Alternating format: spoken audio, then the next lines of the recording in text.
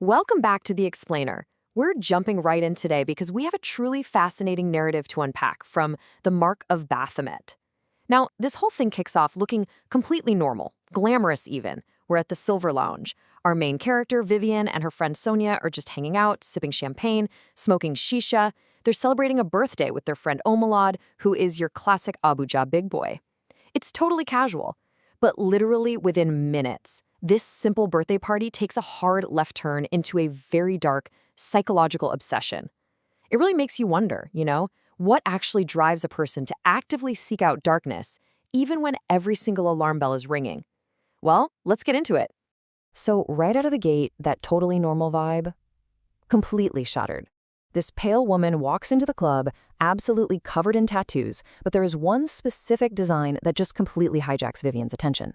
Quote, "A monster sitting down, head of a cow, with a muscular male body, and a nose ring." Okay, so this isn't just some generic, edgy tattoo. This is a vivid, jarring depiction of Baphomet, which is a deeply esoteric and forbidding figure.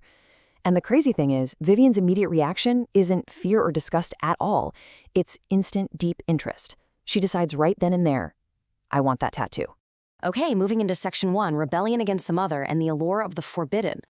To really understand Vivian's sudden dark obsession, we've got to look at the psychology here. And it points straight back to her relationship with her mother. The extreme psychological leap she makes is just wild. Think about what Vivian originally wanted. A simple, completely innocent flower tattoo. But her mom absolutely banned it. And now she wants the Mark of Baphomet, a literal demonic entity.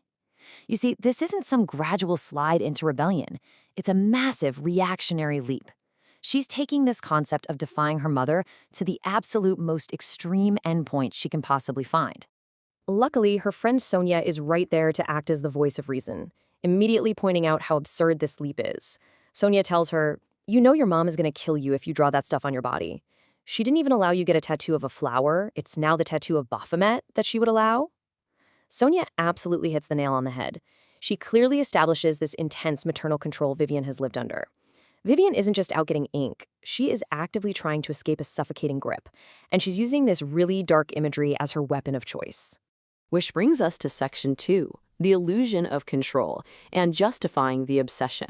Instead of, pausing to reflect for a second, Vivian instantly throws up a defense mechanism. She totally ignores Sonia's very logical warning. She starts hitting all the classic markers of adulthood to justify herself. She says she's 24 years old, she asserts it's her own body, and crucially, she brings up the fact that she has her own money to spend. In her head, she's not a kid anymore. It's this mini narrative of financial and bodily autonomy actively battling against maternal control. Basically, if she can buy this expensive, forbidden thing with her own cash, well, then she proves she's an adult. What's really fascinating here is the core definition of autonomy, taking control of one's own life and choices. Vivian's justifications connect directly to this incredibly deep psychological need for self-governance. But the tragedy is that this Baphomet tattoo is really just a terrifying tool she's using to assert her independence. She's completely confusing an act of extreme, highly dangerous rebellion with genuine self-control. So this brings us to a really vital question that pivots the whole narrative tension. Is it actually just for fashion? I mean, have you ever wanted something so badly you completely ignored all common sense? That is exactly what's happening here. When Vivian actually approaches the pale stranger to ask about the tattoo, she claims she just wants it for fashion. But we really have to challenge that logic. Is her desperate, burning need for control and rebellion making her completely blind to the reality of this symbol she's trying to attach herself to? Let's dive into Section 3, ignoring the red flags and a willful blindness. Because as Vivian pursues this tattoo, the universe starts throwing up massive, sinister warning signs, and it's incredible to watch how she willfully ignores every single one of them. The tension escalates so fast across these steps. Step 1 is grounded in reality, Sonia warning her about the social and familial fallout with her strict mom. Step 2 gets way darker. The pale stranger who actually has the tattoo tells Vivian point blank that it is a cult symbol. And then Step 3 fully enters the supernatural. A street preacher literally singles them out in traffic with a terrifying prophecy.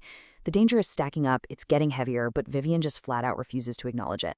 Let's actually look a bit closer at Step 2. The stranger gives her this absolutely chilling quote. Well, it's kind of a cult symbol. You have to belong before you can have one. Now, the text explicitly notes that upon hearing this, Vivian actually feels a cold shudder run down her body.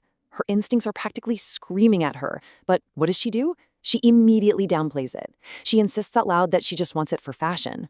Even when the stranger reveals her Nigerian boyfriend has a studio in Wustuu and charges premium prices, Vivian just flashes her cash. She literally says money isn't a problem, basically trying to buy her way past a huge spiritual warning.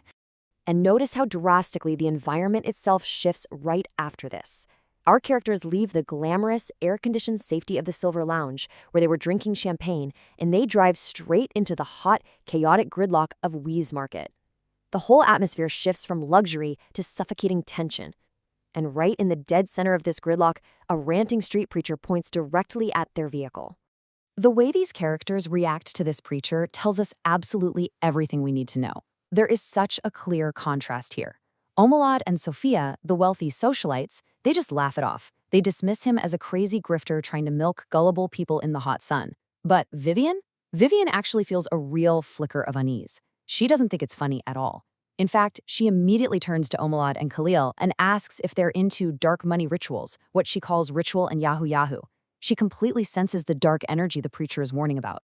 So I really want to pose this critical question to you because it highlights the incredible psychological irony of this whole scene. Why does Vivian instantly suspect her friends of dark rituals, but completely ignore the warning for herself? She projects the danger onto Omalad and Khalil, totally missing the fact that the preacher's warning perfectly aligns with her own dangerous quest to get a demonic cult tattoo. Her sheer obsession with claiming her autonomy has made her incapable of seeing that she is the one actively walking right into the trap. Which leaves us with the preacher's final, growling words echoing over the traffic gridlock. You are about to do something that would reshape your destiny. Your eyes will see pepper. Now, in Nigerian slang, seeing pepper means facing severe hardship or intense trouble. It is a deeply provocative, suspenseful thought to end our explainer on today. Vivian fully believes she's simply buying a rebellious fashion statement to spite her mother, but she has just committed to a path that threatens to completely reshape her destiny. What dark forces has Vivian just invited into her life? It absolutely leaves you needing to know what happens next. Thanks so much for hanging out with me to unpack this incredible descent into obsession, and I'll catch you in the next explainer.